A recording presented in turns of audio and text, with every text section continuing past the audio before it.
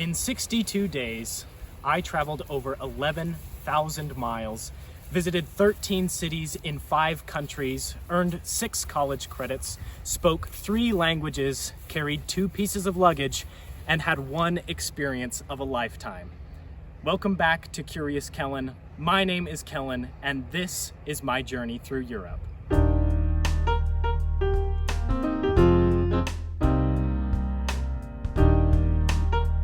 My journey through Europe was a life-changing experience, and it took a lot of time, money, and of course support from my friends and family to make happen. But the first step of it all was to get there. All right, so we are on the freeway right now. I've got my bags packed in the back, and I've got my backpack, and we're getting ready to go here. I've got everybody else in the car with me. Say hi, everybody. Hi. And yeah, thank you. And then way out over there, I don't know if you can see, but the U is just out over there. So yeah, next time I'll see you is gonna be in the airport or on the plane. So I'll see you then. Just got on the airplane. I actually ended up meeting up with some of the other people that are going on the study abroad program. There were 2 other students that are actually taking this exact same flight because we're all responsible for getting our own flight here. So it is currently about 10:40 Germany time, so I'm hopefully going to get some shut-eye on this flight. And yeah, I'll be seeing you in Amsterdam. I just landed in the Schiphol airport in Amsterdam in the Netherlands. We have a connecting flight over into Hamburg, Germany, before we take a bus over to Kiel. Yeah, it shouldn't be too long of a flight now. I was able to get some sleep on the last plane, even though it was not very easy. So yeah, hopefully I'm feeling a little bit more locked into the local time. Off to Hamburg. Ich bin gerade in Hamburg angekommen. Also ja, ich bin sehr begeistert. Und als nächstes fahren wir mit dem Bus nach Kiel. Das dauert circa 2 Stunden, ich glaube. Also ja, wir holen unsere Gepäck ab und dann finden wir den Bus und fahren wir nach Kiel. All in all, it was a long travel day. So I had left on May 24th and arrived on May 25th. And getting to my host family's house was such a blessing because all I needed in that moment was to sit down in my room and relax for a little bit. Der Zimmer sieht sehr schön auch. Also ja, ich packe jetzt auf und ja, ich werde hier für vielleicht einen Monat bleiben. Well, that was one crazy travel day. And lucky enough for us, we had a long weekend to get accustomed to the 8-hour time shift, which was really, really nice. But after that, we were going full steam ahead right into our classes. So the group consisted of 10 students from the University of Utah and 1 professor from the University of Utah. 7 of us were taking upper division courses that discussed things like geography, literature, and some culture. And then the other 3 students were taking courses for 3rd and 4th semester German. Now, our classes went from 9 a.m. to 11:45, and then we had lunch until 1 p.m., and then classes again until about 3:45. So we were spending around 6 hours every single day in the classroom for usually 4 days a week. Outside of class though, our group had built a pretty strong connection, so we would go and grab dinner or just hang out, and a lot of the times we would do that with our professors as well. So when it all came down to the end, at the very end of the program, we were really sad to say goodbye to each other. Of course, we all go to the University of Utah, so we would probably see each other here and there, but we knew that we would never really see each other in this way again. Now, although our time in the classroom was important, the real essence of the program was what we did outside of the classroom with the excursions. We visited many places. One of the first things we did was actually a professional tour of the city that we were staying in, Kiel, Germany. So we toured there. We also visited 2 reconstructed villages. One of them was of a typical northern Germany settlement, and then one of them was actually from a Viking settlement that had been reconstructed. We also visited some cities. We visited Lübeck, we visited Hamburg, and of course we visited Berlin. Now, all of these places were culturally interesting and fascinating in their own way, but there was nothing more exciting and exhausting than our trip to Berlin. In the 4 days that we were there, we visited so many museums, we saw so many monuments, saw so many churches, so many sights to see there. And we toured the city on foot the very first day we got there. Right after a long 4-hour train ride, we had lunch really quick, and then we walked through what felt like the entire city. Now, one of my most exciting experiences in Berlin didn't have anything to do with history or academics, but more with dancing and techno music. So while we were there on the last night, I got together with a group of friends from our group, and we went and visited a German club. Now, it was my first time ever going to a techno club, and it was a crazy experience. It was dark in there, people were dancing, everyone was dancing. I'm sorry I don't have any footage to show of it, because when you walked in, they actually put stickers over your camera so that you couldn't use your camera to take videos and stuff of what was going on inside. It was insane. We loved it. It was an amazing experience for me. We loved it so much that we stayed until 4 a.m. in spite of our early train ride back home the next morning. And whenever I think of Berlin, I will always think back to this moment and how much fun it was. Now, of all the things that we did on our program, one of the most standout events was Kieler Woche. Now, Kieler Woche just means Kiel Week in English, but Kiel is about the same size of Salt Lake City, at least population-wise, but it's about half the area. So it's a little bit more dense than Salt Lake City, but it's nowhere near as dense as someplace like Berlin, New York City, or Paris. But when 3.8 million visitors come to Kiel, it feels like the city just changes overnight. Now, sailing is the quote-unquote main event of Kieler Woche. So you have sailboats coming in from all over the world to participate in a variety of sailing events, a lot of races and parades and things like that within the Kiel Fjord and the Baltic Sea. That being said, there is a lot of stuff to do on land. There are silent discos, there are concerts, there are food trucks, there is an international market, and of course, a lot of beer. Now, this time was super exciting. I went down there a couple times to the main area where everything was happening. I went there a couple days within that week, and throughout that whole time we actually still had class. So it was a lot to do in just a single week, but wow, it was amazing. So if you ever end up getting to Kiel, make sure you go during Kieler Woche. The best part of my time in Germany was my host family. There is nothing more educational, immersive, or emotionally investing than staying with the host family during your study abroad. So what I learned in class was super important, and I learned a lot also from just being out in the public and talking to strangers and buying coffee and things like that. But when you actually are living with the host family, you have somebody who is always there to help explain a word or correct you when you say something wrong, and they're also constantly speaking German. And not only with me, so my host family spoke, I would say 95% of the time in German with me. If I really was struggling, we would maybe use some English to clarify things. But they're speaking in German to me, but also among each other. So I am hearing German the way that it's spoken in the home, not the way that it's spoken on TV or for the news, but the way that real Germans are speaking German at home.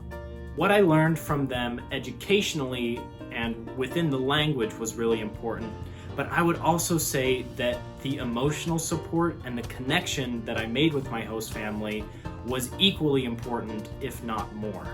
Having somebody to be there for me and to talk to about my experiences and some of my anxieties was really, really important to me, and it was very special. Eating meals together, going on walks, riding bikes, talking with each other, and even just sitting in the same room as each other for a little bit of time helps build up a genuine bond with your host family. And I am so, so grateful for the connection that I have with my host family, and I'm grateful that they offered up their home to me for me to stay with them. I actually stayed a week longer than I was supposed to because I was going to be meeting up with my mom later, so they were super, super kind, and I'm still in communication with them today, and I hope that one day they will actually come visit me. After 6 weeks of staying in Germany, I met up with my mom on July 7th in Amsterdam in the Netherlands for another 2.5 weeks of travel. Now, looking back, I cannot believe that this was only 2 weeks because it genuinely feels like we traveled for another month after I met up with my mom because we packed so much into so little time. But what we did from Amsterdam is we moved down into Antwerp in Belgium. We took a train there. And trains, by the way, are amazing in Europe. It really shows just how bad of a public transportation system we have in the US. But from Antwerp, we went to Ghent and then to Bruges, also 2 cities in Belgium. And then we came back to Ghent before going down to Lille in France. Now, we happened to be in Lille on Bastille Day, and this was totally unplanned. Bastille Day, by the way, is essentially the 4th of July for France. It's a little bit different, but a lot of the same stuff. They have fireworks, things like that. So we get there, and we're trying to go to museums and stuff, and everything's closed, and we're trying to figure out what's going on. And then we randomly bump into this military/first responder parade, and we realize that we're here on Bastille Day. It was totally unplanned, but it was super awesome to see. We saw some amazing fireworks there. But then after that, we went down to Paris, and our hotel room had a wonderful view of the Eiffel Tower. And once we got there, I actually got to meet up with a friend from here in Utah that I've known for a very, very long time. He was actually doing a study abroad in Paris, so we got to meet up, walk around. I met some of the friends that he had made there. It was great. Later on, my mom and I did a tour of the Eiffel Tower, and then we also did a small river tour/cruise that was on the Seine. And that same night, I ended up taking my mom out to a nice French dinner, just as thank you for her paying for a lot of the stuff in the second half of the trip and for planning it and all those things. It was a lovely dinner, and I got the chance to finally wear my nice suit jacket that I had packed and hadn't worn the whole trip, so it was a great opportunity for that. From there, we went to our last city on our list, which is Barcelona, Spain, and we spent a couple days there. We had a nice little beach day on one day, we did a bus tour around the city, and we also visited the Sagrada Familia, which is this amazing basilica. It is incredibly beautiful. It's still being built right now, so it's under construction, but it's a fantastic experience, and I would definitely recommend going there if you go to Barcelona. On the 24th of July, I hopped on a plane and came back home. My mom stayed there in Europe actually for about another, I think it was about a week and a half. She went to Sweden to stay there for a little bit and also meet up with a friend before she herself came back home. After 2 months of traveling in Europe, I think it's safe to say that I have changed a little bit upon my return. One of the main things that has changed is that I ride my bike a lot more. My host family was kind enough to let me borrow a bike while I was there in Germany, and I rode my bike almost every single day. I would ride it to school, I would ride it into the city, down to the fjord, wherever. Riding bikes in Germany, especially where I was, it's just a completely commonplace thing. a lot of people get around on bikes, and there's a lot more appreciation and understanding and culture, as well as infrastructure, like on the streets and things, that support riding bikes. Now that I'm home, I've been riding my bike to the track station every day of the week to get to work on time. The concept of what is within biking distance is so much larger in Germany. It made me realize like a lot of things here are within a biking distance. Another thing that has changed is I feel like I'm a little bit more environmentally conscious. Now, I would say I was fairly environmentally conscious before I left. I think that global warming is a huge problem, and also here we just don't deal with the environment as well as we should. In Germany, they deal with their trash so much better. There's a much better separation system, things going into the right bins, also just in Europe in general. And there's more of a public support for that. So it feels like that's just more of what the public is shooting for and trying for. And so I've been trying to buy less things I don't need, be better at recycling, and I'm also trying to eat less meat, which brings me to the next thing, that I am cooking a lot more. My host family cooked all the time, and so when I got back home, I broke out some of our old recipe books, and these past 3 weeks I've just been going through them, and I've been cooking 3 meals every week for my family, and it's been great. There's been some really good stuff that's come out of there, and I just enjoy cooking for myself. It feels good to cook for yourself in that way.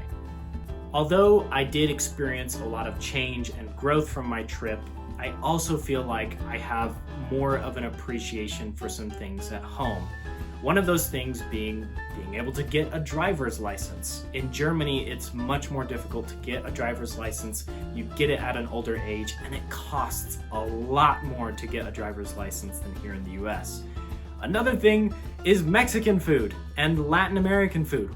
That doesn't really exist in Europe. I really miss the taste of authentic Mexican and Latin American food here, and so I gained much stronger appreciation for that coming back. One of the most important things that I learned to appreciate was me being raised as a native English speaker. In Europe, I tried as much as I could to speak in the native languages of the people. So when I was in Germany, I was speaking as much German as I could. When I was in France, I was speaking French. And when I was in Spain, I was speaking Spanish. And there was a lot of times where if I didn't speak those languages, I wouldn't have been able to communicate with people. Now, that being said, there are a lot of people in Europe who do speak English, and you get to see just how important English is in the global world. And being raised in an environment where I learned that language firsthand and I'm a native speaker of it, made me appreciate how important of a tool that actually is in my life. I do think there are some negative aspects to this perception of English, especially here in the US. There's a lot of lauding of the English language as a great language, and then a lot of hostility towards foreign language. And I don't really like that kind of culture here in the US. But I did end up growing an appreciation for being a native English speaker. If you yourself are thinking about going on a study abroad program, here are some recommendations that I have. Number 1, pack light. I ended up traveling with 1 suitcase and 1 backpack, and even then I definitely could have packed less. Think about taking a 7-hour travel day with your current packing plans. Getting on and off trains, going into subway stations, up and down stairs, putting your stuff in overhead compartments, dragging it along cobblestones. If you imagine that kind of a situation and think about your current plans and what you currently have packed, and you don't think that you can do that all by yourself, then you definitely need to change your packing plans. The second thing that I recommend is getting access to maps. So if you are going somewhere, I would recommend downloading the offline version of the map off of Google Maps so that you can look up things and know where things are if there's no access to Wi-Fi or data. And then a lot of times I would actually recommend grabbing a physical map. So you can get these at train stations or airports. You just say, hey, do you have a city plan that I can have? It's really super helpful because you're going to be walking around a lot and you need to know where you are and where you're going. And a lot of the times you won't have access to Wi-Fi, and if you don't want to pay for mobile data roaming fees, then having it downloaded on your phone or having a physical map is a really good idea. The third thing that I would recommend is learn the language. If you are going somewhere, it's really important that you learn at least the basics in the language, especially if you're going to like a smaller town that isn't so metropolitan. You're going to find less English speakers there, so knowing the basics is really important. You can buy little booklets that have kind of that most important information in it and, you know, work through that language barrier. If you're going, like I did, with the specific intent to learn the language, then really go for it 100%. You should always be insisting that you're speaking in the native language that you're going there for.